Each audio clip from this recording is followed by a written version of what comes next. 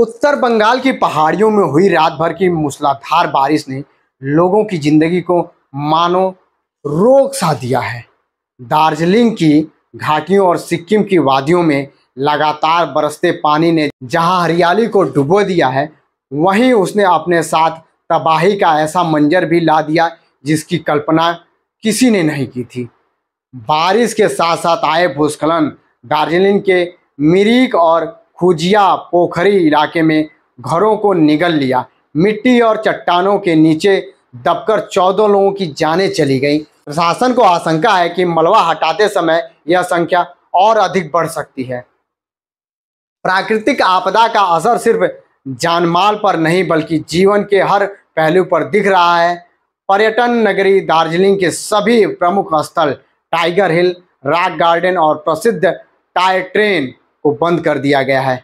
सैलानियों की हलचल में गूंजने वाली इन जगहों पर अब खामोशी है। सड़कों पर जगह जगह भूस्खलन से यातायात ठप पड़ चुके हैं।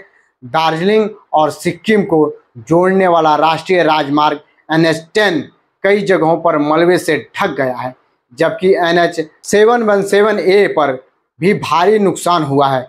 तीस्ता बाजार का इलाका बाढ़ के पानी में डूबा पड़ा है और दुकानों पर ताले जड़ दिए गए हैं।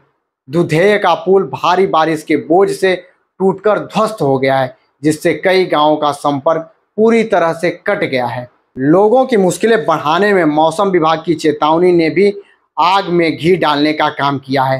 भारतीय मौसम विज्ञान विभाग ने पहले ही 30 सितंबर से भारी बारिश का अलर्ट जारी किया था। 5 अक्टूबर की रात रेड अलर्ट और सुबह तक ऑरेंज अलर्ट में तब्दील चेतावनी ने साफ कर दिया था कि खतरा अभी टला नहीं है। तेज हवाओं, गरज के साथ बारिश और बिजली गिरने की संभावना अब भी बनी हुई है, जिसमें लोग दहशत में हैं। प्रधानमंत्री नरेंद्र मोदी ने इस त्रासदी पर गहरा शोक जताया और ट्वीट कर कहा कि दार्जिलिंग में हुए पुल हादसे और जान माल की हानि से वे अत्यंत दुखी हैं। उन्होंने मृतकों के परिजनों के प्रति संवेदना व्यक्त करते हुए घायलों को शीघ्र स्वस्थ होने की कामना की। केंद्र सरकार ने आश्वस्त किया है कि हर संभव मदद प्रभावित इलाकों तक पहुंचाई जाएगी और हालात पर लगातार नजर रखी जा रही है। दार्जिलिंग, जलपाईगुड़ी, सिलीगुड़ी और कूच बिहार जैसे जिलों में जलभराव से रोजमर्रा की जिंदगी को बाधित कर दिया है। कुर्सेओंग और रोहिणी रोड पर पानी भरने से गाड़ियां घंटों फंसी रहीं। सिक्किम के लोग भी दहशत में हैं, क्योंकि भूटान में लगातार हो रही बारिश के कारण अचानक बाढ़ का खतरा और बढ़ गया है। गोरखालैंड प्रादेशिक प्रशासन ने पर्यटन स्थलों को बंद करने के साथ साथ लोगों से अपील की है कि वे घरों से कम निकलें और मौसम व सड़क की स्थिति पर लगातार अपडेट लेते रहें।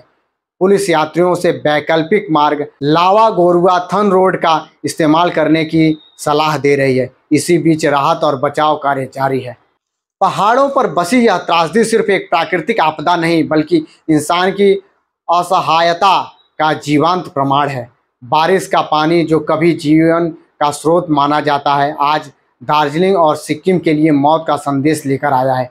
लोग अपने घरों से विस्थापित हैं, प्रियजनों को खो चुके हैं और उम्मीद लगाए हैं कि प्रशासन और प्रकृति दोनों ही जल्द उन पर मेहरबान होंगी। दार्जिलिंग और सिक्किम में लगातार बारिश और भूस्खलन के चलते हालात बेहद खतरनाक बने हुए हैं। इस समय पहाड़ों का सफ़र टालना ही सुरक्षित है। अगर यात्रा बहुत ज़रूरी हो तो मौसम विभाग और स्थानीय प्रशासन की चेतावनी पर नज़र रखें। केवल सुरक्षित बताए गए मार्गों का उपयोग करें और रात में सफ़र से बचें। नदी किनारे और ढलान से दूर रहें। जरूरी दवाइयाँ और सुरक्षा सामग्री साथ रखें। फिलहाल पर्यटन स्थल बंद है, इसलिए ट्रिप स्थगित करना ही बेहतर होगा।